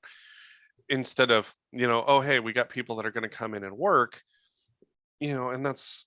But having the ability to work with, I've always said this, an America's force, right? Hmm. Mexico, Canada, all of us, Panama, Uruguay, whatever's down there in Brazil, Hmm. let's bring some troops up here and train us because then we could literally track these shipments. Like right now, we're like, oh, it's at the border. Now Mexico could be like, this just in, truck coming to your border. You know what I mean? Like, Well, and I mean, there is a lot of that that's happening already. I'm It's sure, just that but it could this would be be it could be cool. better because, Yeah, we couldn't it judge each other's peoples as we were doing it. Right. And that's the thing is like, Canada needs a workforce to do certain things. Yeah. We need a workforce to do certain things. We need better places to put factories that are not in fucking Yes. China, Because you guess know? what? Guess what? Oh, supply chain disruptions. Not if they're in Mexico, right? If Apple's in Mexico, we're getting the iPhone 14 tomorrow. You know? Right. And that's the thing is like those kind of jobs that pay better, that Slightly. places that for where they're at pay 250 a better. month versus $10 an hour is a big difference unless you're somebody looking at more. Like the United States base minimum is 15, but in Mexico it's like 5. So it's still Which cheaper labor. That's what I want to absolutely. make. And that's the thing is that if, with all those people that could have access to more stable work, and that's the biggest issues is the lack of Yes. stable work, especially as we're looking to shore up some of our own industries, like, for example, if the U.S. should do it right, it's like we're not going to be dealing with chip shortages if we produce chips in the U.S. But all these other Right. components that we're needing, Yeah. let's get all of that built in Canada and Mexico and Central America and Latin PPE, America. vaccines, auto parts, everything. Let's stop exploiting slave labor in a communist regime and start putting it to work in our area. Because I mean, I just want everybody to imagine we're not keeping people from Mexico out. We're not keeping them in. What we're doing is offering jobs in Mexico and here and allowing people to live wherever they want in the hemisphere.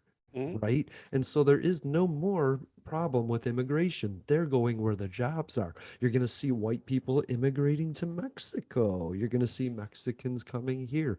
And that's an amazing thing. And if you Which include let's let Canada, the yeah. resources, land, and possibilities are endless.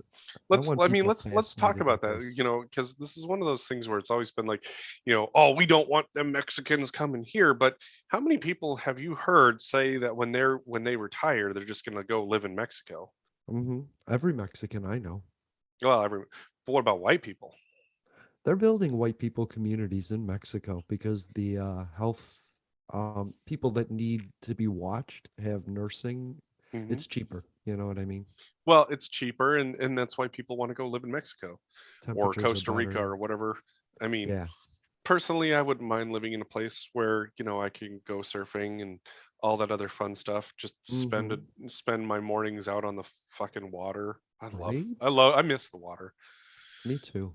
But it's one of those things where, we talk about how how so many people don't want Mexicans coming here, but Mm-hmm. they're perfectly fine with moving into Mexico. It's like, Right. ooh, that's the real manifest destiny of you, and that's not a good look. But my problem is let's keep them out. To me, always said let's keep them impoverished, Hmm. which which cuts off a limb for us. You know what I mean? It's like they could be whatever what China's doing right now could be Mexico. And our money, instead of going across the globe to a communist regime, would be building Mexico, which in cooperation would be helping us. And Hmm. in our supply chain, it would become so big we wouldn't need a border. And my statement has always been we don't need a border, we need equilibrium in economy so Hmm. that people aren't forced to come here for jobs when they want to live there. Their home, their family, their Hmm. history is there, but they come here not because they want to screw some white person, because they want to make their life better there. And so Hmm. that's what I love. The equilibrium of an economy. Oof, that's exciting to me. I want people to Absolutely. think about that one, you know. Hmm. And that just goes to I mean, no more propping up China with our fucking technology. Like we go to Apple, Apple goes to China, China says, "Sure, give us half your technology and half of your profits." You know, like China is insists on being included on the board, right? If you're in Hmm. China. Yep. So Yep. you need a Chinese funder or mentor to be in your business to do business in China. That wouldn't be in Mexico. So your stuff would be cheaper just based on the fact that Apple doesn't have to spend money on being in that territory. Hmm.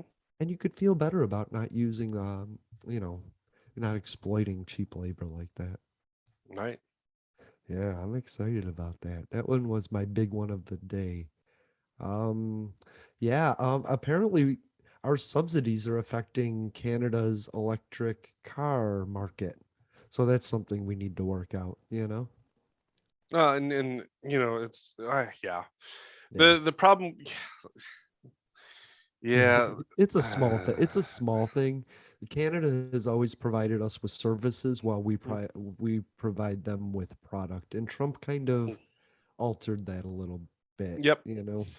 And that's and my hope is that we can figure out how to help boost their electric car market, whether Hmm. it's production here in the US or Yeah.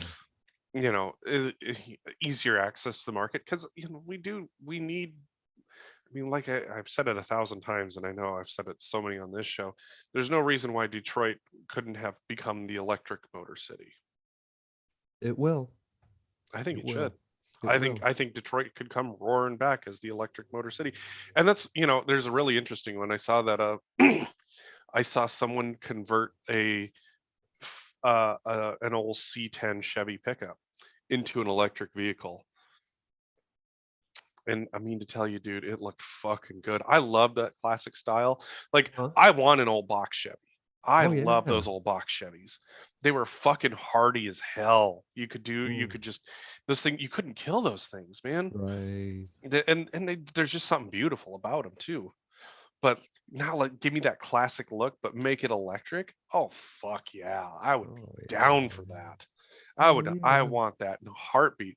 It's like, do I want a modern pickup? Absolutely. But if I could have an electric old 77 Chevy pickup, oh fuck, are you kidding? I have that in a heartbeat. Yeah. I mean, if Modernize you that thing a if you little know bit. the future is 30 years, that's what it's going to be. Start now. You know what I mean? Oh my God, I would love that so much. I mean, don't Yeah. get me wrong, I love the rumble of that old 350 Chevy. It Hmm. just it has a place in my heart like no other. But at the same Sure. time too, like my need for a pickup to haul things and do things like that has never been that great. But Right. it's still there. And the justification is like I can't justify how much gas it sucks up. I can't justify how much maintenance there has been on it. But man, if Mm, Chevy could just pull out that old fucking 77 step side look, but yeah. put it in an electric motor package, I would buy that fucker in a heartbeat because it is such a Mm. beautiful look. And isn't I mean it's a short walk to say electric vehicles release us from our independence from foreign oil, creating an America first scenario, right? Absolutely. It detaches us for dependence, which is Trump's thing. So Hmm. everyone, you can't complain about high gas prices if you're not buying gas, right? If you're just Exactly. so I don't see Buying any. buying electricity that's made in America. Right. But framing it as you're going to save the planet by buying an electric car might work for one market, but for another market, eliminating independence, Eliminating from dependence on foreign markets. Yeah. right. That works. I think that might be a messaging strategy for, Democrats are always scared that they'll lose their ideal versions if they come to the middle to talk. And I always see us as like the MPs that go running to the wounded on the other side and that we're like, hey, guess what? It's not that bad. Come over here. Come here. Come here. Let's talk.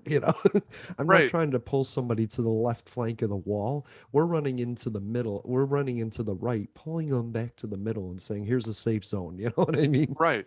And that's the thing is that I want these big oil companies to become big energy companies and make up Yes, energy here in America and they not buy it are. from other places. And they are. They really are. Yeah.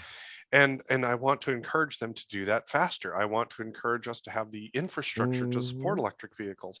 I want to be able to have cool fucking electric vehicles that, there's some of them that are looking really fucking futuristic. I want that fucking classic look. That Yeah, box Chevy with that I fucking get it. chrome bumper. You give me a Ah, God. 63 split window vet, electric. I'm fucking buying that if I had the Right? money, you know? Right? Give me that fucking classic Yeah. look and give me Or some the old modern panel muscle van. behind it. Give me a 50s panel van. Oh Fuck. yeah, yeah, yeah. Oh, dude, like a fucking Chevy Bel Air. Oh Yes, yeah. with the whale A- fins. You know it. Give me that fucking or what was it? A 63 Mercury Comet with that Wow. fucking with an electric on it. Oh Mm. man. Like that classic look, just enhance the safety Yeah. of them, with, give us that old classic look with the modern safety on it, the crumple Yeah. zones and everything. And Modern interior, outside classic, right? oh yeah, like it Yeah. would just be absolutely gorgeous. That style stuck around because that Hmm. style has stuck around and become popular because it's been etched in our memories. Oh Like yeah. like that 84 Chevy pickup, with it's still there in my memory and it Yeah. still is just as Well, beautiful as ever. they made cars smaller and more efficient because of the fuel, right? So Right. what you're saying is if we go to electric, we can then suddenly have a trunk that'll fit 10 people again. Right.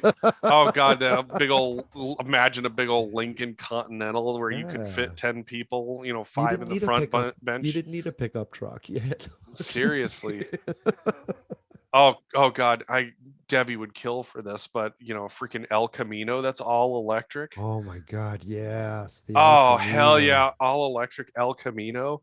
Oh my God, Yeah. Debbie has a Prius right now, but Debbie would be like, "Fuck this thing, I want an El Camino."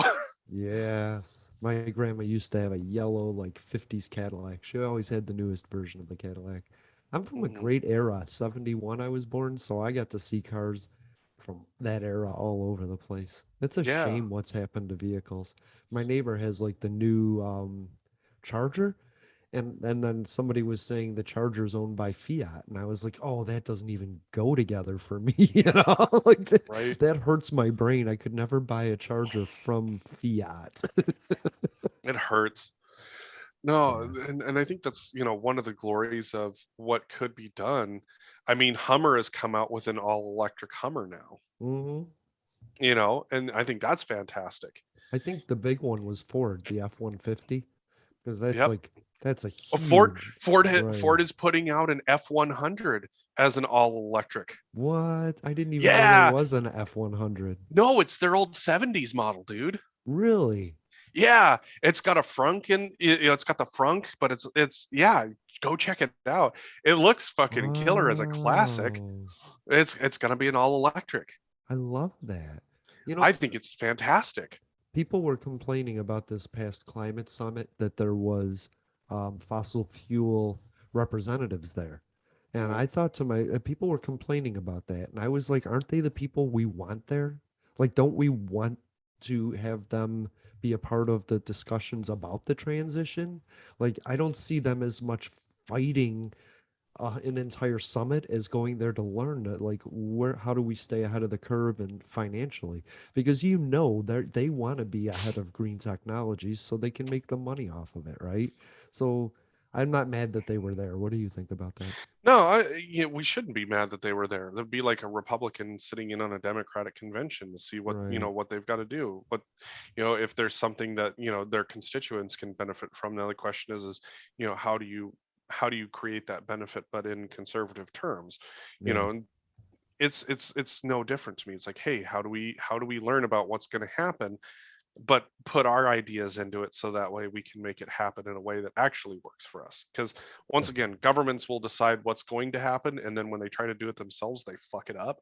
But when you put Right. private industry in the reins, they usually come up with a better, more efficient in terms of production and cost Yeah. model, Mm. that is going to be able to be more widely adopted. Because here's the thing: is like with a lot of these technologies, when the government is the one that pushes it and they're the only ones that sell it, it's usually really fucking expensive. So what does that mean? Only the rich people get it. But when Right. you can create different tiers that allow for people of various income models to buy it, Mhm. great. That means that you're able to get that technology into more hands. Sure, it might not Right. be like a Tesla for the rich people, it might be a Chevy Bolt. Right. Right. But guess But what? That still has viable and valuable use. The goal is for everybody to want what's best for the general public or people, right? Like in Right. government, we want both Democrats and Republicans having all the information they can have so that they create a future for the people, right? Hmm. So like it's important to realize that if one side is trying to score points by screwing Joe Biden, it hurts everybody. It hurts all Americans when Joe Biden loses. It hurts all Americans when Donald Trump loses. It hurts all Americans when this happens. So we gotta stop with what we're doing in the division because it's about helping the people. That Build Back Better thing, like it does a lot. I wasn't happy about the process. I'm still not happy about some of the things that aren't included that never even got attention. Like that was Hmm. my problem. But the things that are in it really are going to make a difference to people that need that stuff. Hmm. It's a safety net that like Germany built over 40 years that we didn't. So Hmm. we need a safety net, and I appreciate that because I don't think people understand when Republicans come back to power, their plan is to gut Medicare and cut Social Security.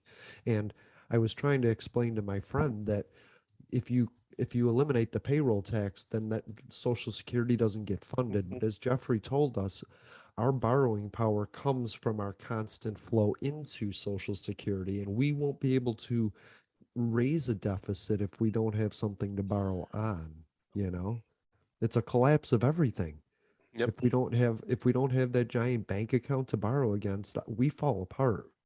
And we move into austerity measures, which I mean, honestly, a lot of times I think we should anyways.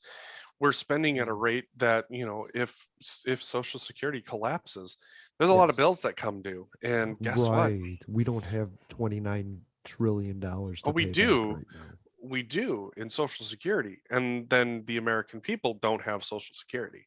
And Well, that's that's the what I'm problem. saying. If they cut off the payroll tax, we have 5 years until it's dry, Yep. which means we won't have 29 trillion to pay back if No, we get no. it. You know what I mean? And fundamentally that's a problem. We shouldn't be borrowing at the rate that we are.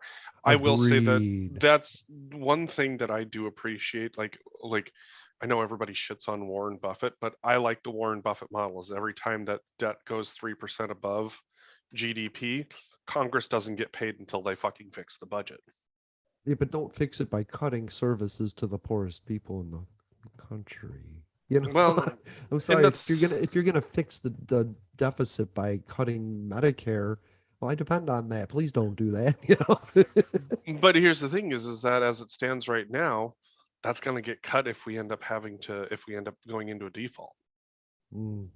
Yeah, Like exactly. you're gonna Exactly my lose point. so that's where our problem lies right now is that like Hmm. you're on the cusp of losing it either way. The question is what how do we stop that from happening Yeah. in a way that makes sense, and this is where number one, people are getting pissed about our rising interest in isolationism, and I don't see us as becoming isolationist. I do see us as having, still a sizable, military availability, like having our ships sailing around and ensuring rite of passage for commerce. Sure. Sure. Sure. Like But we did in the fucking 1900s and right, 1800s. but I don't see us as I don't see us as someone who The should be world getting police. involved in being the world police.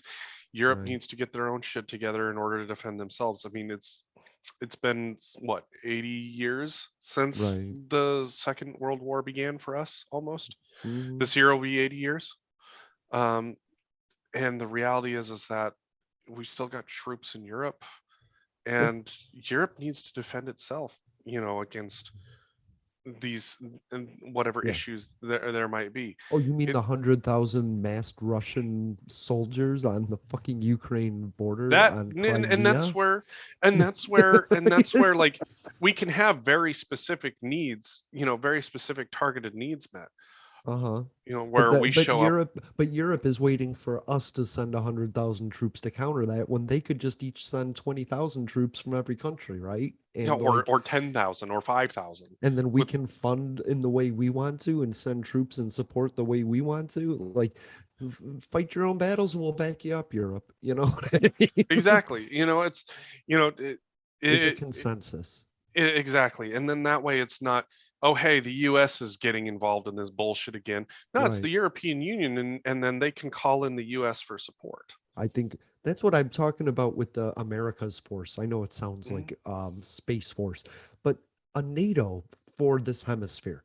And then Hmm. yes, like you're saying, oh, the European Union needs help. Let's address that with our America's NATO, right? Hmm. And then yeah, they can have a delegate here too, you know, like we had people come in and watch our elections from the Hmm. European Union, from NATO or the UN or wherever it was. I'm not saying cut our international cooperation, but we need an America's force to Absolutely. defend and also to cut the conversations, you know, because I Hmm. know somebody from Honduras might have an issue and calls some senator here. He's not the guy to call, right? Or tries to call some mayor from here. That's not the way it works. We need better transparency and communication at all times, you know? Absolutely. Yeah. Absolutely. But I just loved seeing those leaders. I wish, Jeffrey, I don't know why it gave me a buzz like it was the end of Justice League, seeing those three guys stand together, you know? And it was just the possibilities of it all. It's just, there's so much rhetoric going around that we never focus on how to fix something that long term, but those three guys like just put it in my face, like there it is, the And possibility. that's what I think both parties that are in charge right now need to really sit down and figure out together. Is it's like, Yeah, you know, us alone is not going to be enough to counter China. right, But the three of us together can be a significant force, and a force for each other, and a helping hand for each other in the rise right. of a country that seems to be hell bent on, in the case of Taiwan, aggression. Yeah, well, they say we want to one China through negotiation or force. They don't care. Yeah, they say through negotiation. It's like putting up a dead or alive poster. You know Uh-huh. that fucking person's coming in dead. Yeah, right. Or they're not going to stay alive once they get in. Yeah. Oh no, I totally get that. I just see it as us just complaining about something that we're spending money on. You know what I Mhm. mean? Oh yeah. That's to me, it's like somebody going, I got to get rid of all these leftovers in my fridge. Yeah, you put them there. You know, like Right, right. So, yeah. All right. Let's see. What else did I have? I don't. Oh shit. I thought I was out of options. So, Republican Congressman Paul Grosar depicted scenes of anime in which he what killed AOC and kills threatened to kill the AOC, president and and then is fighting Biden. Like, yeah. yeah, yeah, yeah. And so the response from Republican leadership, which I think is gross, was we're gonna try and censor you when you get back. Like, who's doing that? Have you seen a Democrat actually depicting the death of a Republican? Like, Politician, no, can we draw but a line at the but we do threats? we do have a line, and you, I'm going to point back to Kathy Griffin when she had that image of her Yep, with Donald Trump's head. I was right. like, ooh, that's yikes. But guess That's what? So were we. So were Yeah, Democrats, and so were independents. We were like, oh no, you don't go there. No. like because that in and of itself is a huge problem. It's like, Mm-hmm. you know, Yeah. that should have been the line in the sand, and both parties should have been like, okay, we got to pull this back. This is not Right. okay. Somebody mentioned, remember Al Franken? And I was like, you know, I've heard Al Franken. Al Franken. Franken speak, and honestly, he's not the most woke individual. Like he's not. No. I'm not saying that he's a caveman, but I'm saying there might have been a lot of underlying activities that led to that final removal. I'm not trying to judge a situation I don't know Right. enough about behind the scenes, but I think we should all. I think this was Democrats drawing a line saying, don't do that. She's a woman, she's a congresswoman, she's a woman of color. Like there's so many reasons why you just don't do this. And we need to draw a line in the sand. Like privately, even Paul Grossar was like, oh, that was a mistake. But then they censored him and he retweeted it like a dumbass. Yeah, that was like, Yeah. I will say though that it does highlight a couple of things.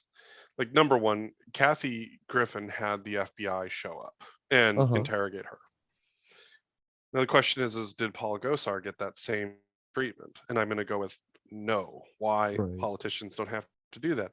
So if the threshold becomes that politicians can vaguely tweet death threats to other politicians, Hmm. which, let's be real honest, if you know, being an edge lord and tweeting videos of killing politicians is your thing, you should probably stop, because yeah, you don't want that visit from the green weenie, number one. And number two, like, especially if you're a politician, like, if this is what it's going to become, is we're going to just depict our party killing the other party, then you know this isn't this experiment in democracy isn't going to work for much longer. I think that's too big of a scope for people. I like the theory of what if the person that sits at the desk next to you just fucking showed you a knife and went like that, like slit their throat motion, like Hmm. just like one of your coworkers at Burger King just looking at you going, "I'm gonna fucking kill you after work." You know, that's what it was to me. A coworker talking to another coworker, because these people work in the same buildings, they live in the same town for a period of time, they are in the same circles, and that would suck to just be out to eat one day and see Paul Grossart. I know his name is Gozart. but, Grosser. but just Grosser. seeing him, like, sitting there at the table next to you, that would be disturbing to me after that happened. And it would be disturbing to me if I got a threat from any coworker and then I saw them outside of work. Well, and especially when we're in an era where people are looking for a reason to do something dumb, Yeah, like, you don't know if someone is going to look at what that was, depicting AOC, and then decide, yeah, you know what, fuck it, today's the day. Or if someone goes, I can't stand what Gosar did, so I've got to get revenge. It's one right, of those things where it's like, this is not a healthy option for anybody, and this shit's got to right. stop. It's like, look, Mm-mm. battle bad policy, for fuck's sake. Right, Like there's plenty of bad policy that the left is pushing, there's plenty of bad policy that the right is pushing, but when you're making vague, you know references to death threats and you yeah. killing people, like, that's not politics anymore, that's just fucking dumb. That's you not knowing politics. That's honestly you not wanting to sit at a board meeting or a commissioner meeting and shut up and watch the process. It's you not going online to see how the process works. That's you trying to cut through all of that and say, yeah, I know everybody else has waited their turn, but fuck that. I'm louder. And that doesn't work. That doesn't work No, for me.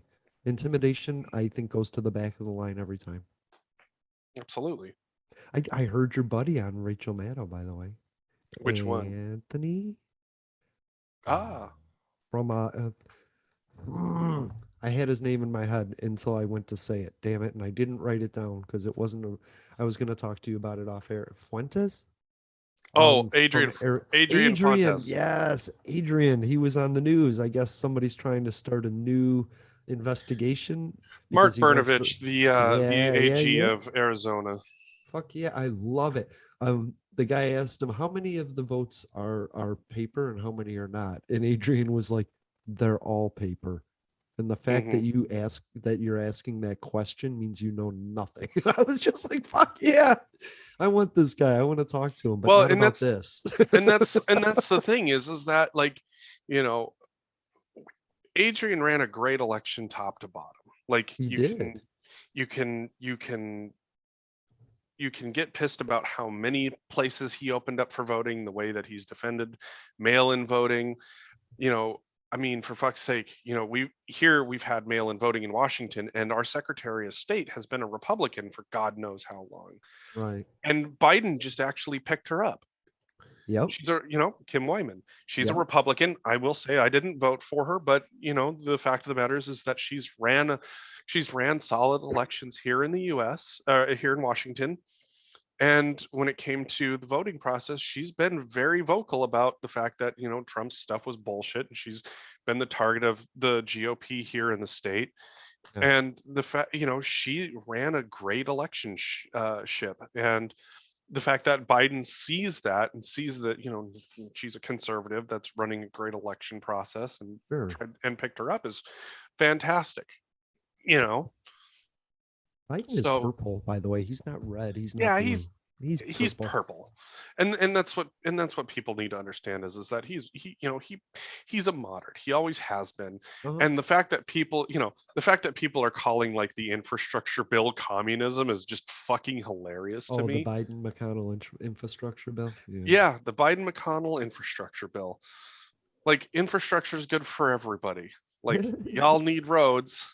It reminds me of a kid crying for ice cream while he's eating ice cream. Like, I want ice cream as he's eating ice cream. Like conservatives are like, yeah, that's communist. Put the road right there. you know?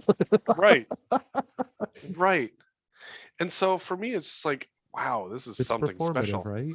It Oh, starts to become performative. it is. And it's like, I'm gonna stand up and I'm gonna fight this communist bullshit. No, no, no. It needs to be 30 feet wide. Right, It's so bad right. for you. And The lead pipes right there. Thanks. can we get can we get a spot welder over here? Can you tack that in place? Thank you.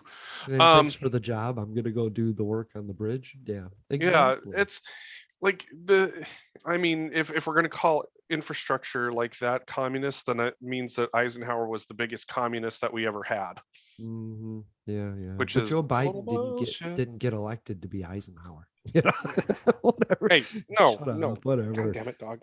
Sorry, The yelling way at the dog because the dog decided that it's going to eat shoelaces. You son of a bitch. uh, the Billy. way I explain it is like the rich people got their tax break, 1.9, right? We're getting our money in infrastructure. That's great because we all get to use it. We're sharing it with the rich people. Do you know what Elizabeth Warren snuck in to build back better though? I What? don't know if you realized it. It's like almost a form of your flat tax. It's a base corporate tax of 15%. Mhm. So you're never going to be able to close the loophole beyond 15%. Is it, and I was actually thinking about, what the tax system could look like. Hmm. Could you imagine if you got to pick, instead of having your tax money go to the federal government, if you could just be like, let's see here. So instead Yeah. of, it's like I've got my social, you'll have like your base, like here's where this is going to go. So like Social Security, Uh-huh. Medicare, um but then beyond that it's like, okay, well, what else could I pay, where else do Hmm. I want my federal taxes to go? This is how much money I have left over. It's like, Defense, okay, I want to, infrastructure. some people are going to go, I want my money to go to defense, I want some of my money to go to infrastructure, I want some of my money to Right. go towards A education. dollar to each. Could you imagine if you got to sit down and say, you know what, I'm not big in supporting the military, but I want to, support education and Yes. healthcare and infrastructure? Or you have somebody who goes, yeah, I'm not really a big fan on supporting the education system, but I definitely need some more infrastructure for policing and the military. and Uh-huh. Yeah. and then that way it's like, okay, people get to actually pick where they want the, it's, find the policies that are working of welfare Uh-huh. for, food systems. Like I wouldn't mind having my tax money go towards food benefits for, people that need it in this country. Exactly. That's like an endpoint dream of mine where we all vote on like where we put our 401k money, where we put our Hmm. tax dollars. Yeah. I think it would be fantastic to be able to I do think it that. would. That's part of transparency to me, you know. Absolutely. Like even if it was like a beta test faux thing, just to see how the government spent money and how people on an average would have ranked spending Hmm. money, right? To me, Right. that would be a major thing. We're spending money to Israel, but look, people say that they wouldn't do that, you know. There used I would love to actually get like a breakdown of, it's like, Yeah. here's the taxes that you paid for 2020. Hmm. Here's where each, like down to the penny, got spent. That would be cool. I'd I would like love to that. see that personally, because then it's Yeah. like, because then you would actually have this information of, oh, okay, so apparently only a penny of mine went towards education. I'm not really thrilled with that. Right. Or wow, my money went to incarceration. You Well, yeah. know? Wait. So, I love the idea of being able to sit Yeah. down and see, number one, where my money's going, but Yeah. number two, be able to say, I don't want my money going there. I don't support that. Because honestly, I think what the unsaid thing about capitalism and democracy is that we fund our own destruction, you Oh, know? absolutely. And we don't realize that. Like I always say, I buy Charmin because I don't buy Northern. Northern is the Koch brothers. Koch brothers represent a downfall of civilization to me. So I don't buy that. but you Mhm. can. I don't. There's other things I buy, but other companies I won't support. I can't.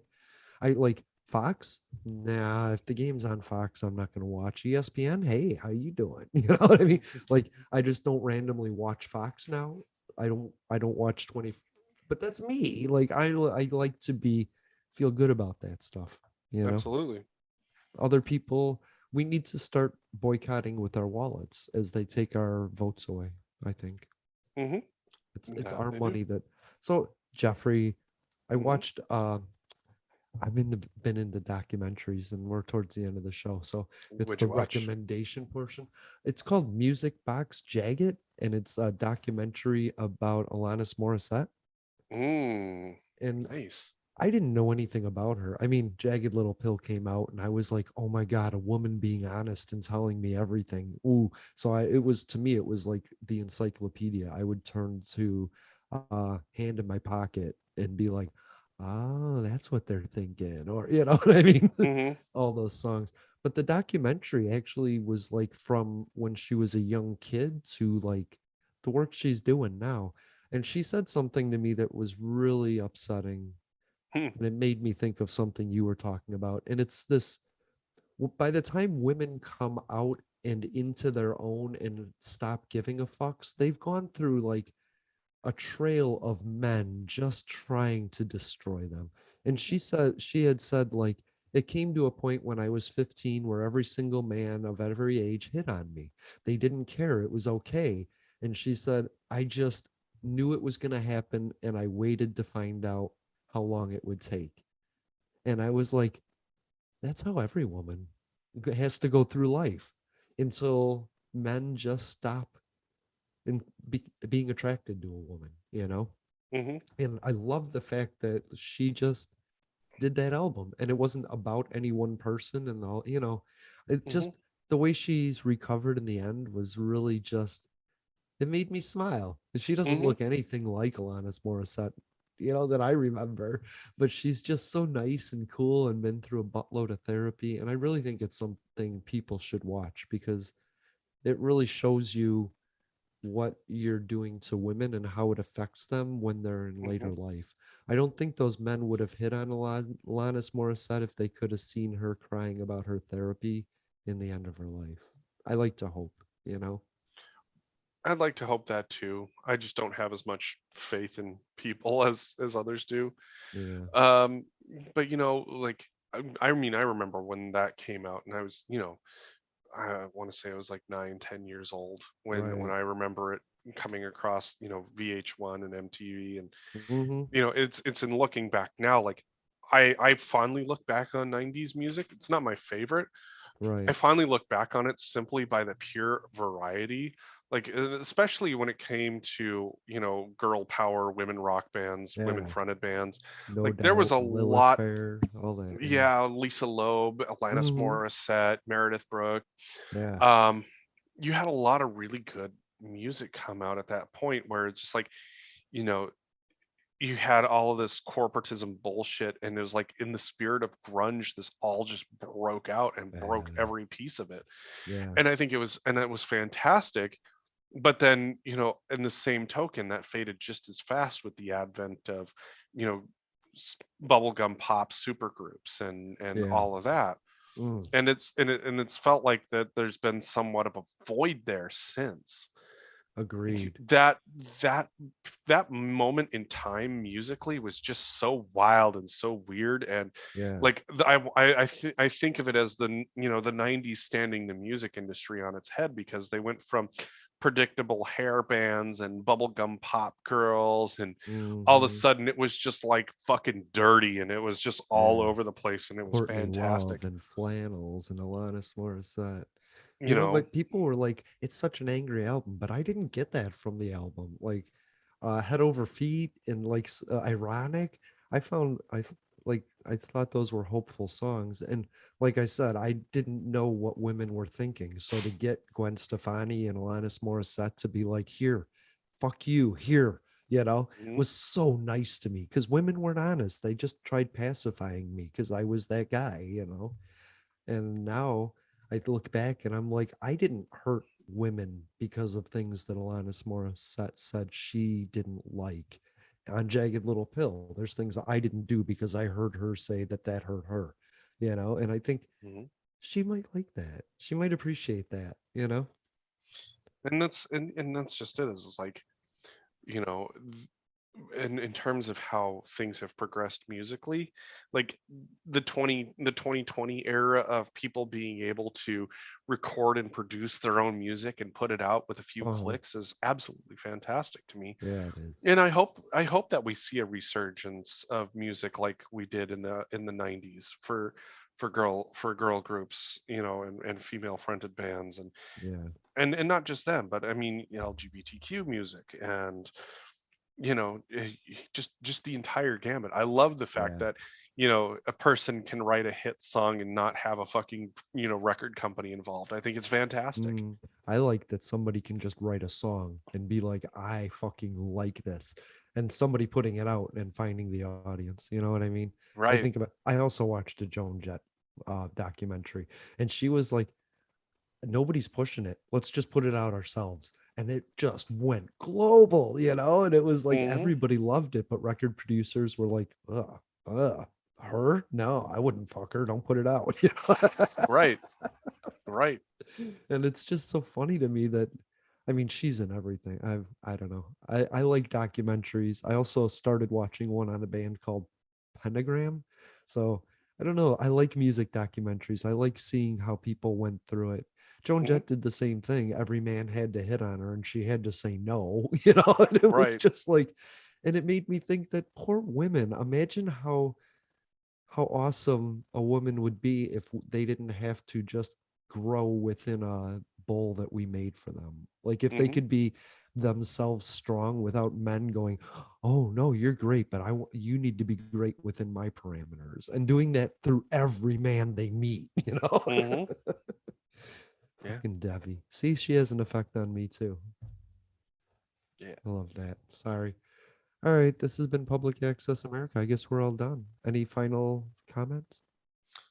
uh you know Take some time for yourself. Just Yeah. take some time to enjoy what you got around you, relax, Mm. find some inner peace. Oh. That's all I got for today. All right. I love you. That's it. Have a great day, everybody. Bye. Thanks, Jeffrey. Yeah. Yeah. Alrighty, dude. We'll catch you later. Okay. Go enjoy your day. Bye. Bye.